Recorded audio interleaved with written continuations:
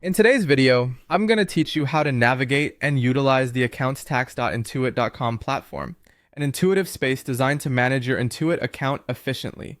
Whether you're new to the system or looking to better understand its features, this guide will walk you through each step with clarity and ease.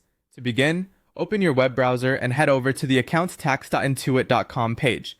Here you'll find the overview or One Intuit Account Manager, often referred to as OIAM. This is essentially your command center, a place where you can manage all aspects of your Intuit accounts and services seamlessly. Bookmark this page for quick and easy access in the future.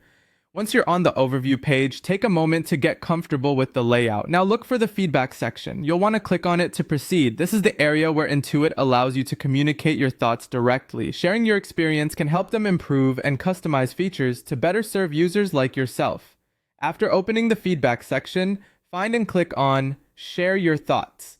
This option enables you to provide feedback about your experience on the platform. Your input here can be invaluable, and it's a chance for you to let the developers know what you think works well and what could use a bit of refining. Following your feedback input, you should click on What were you looking for on this page? This prompt helps gauge user intent and satisfaction, ensuring that the content and functionality meet user expectations effectively.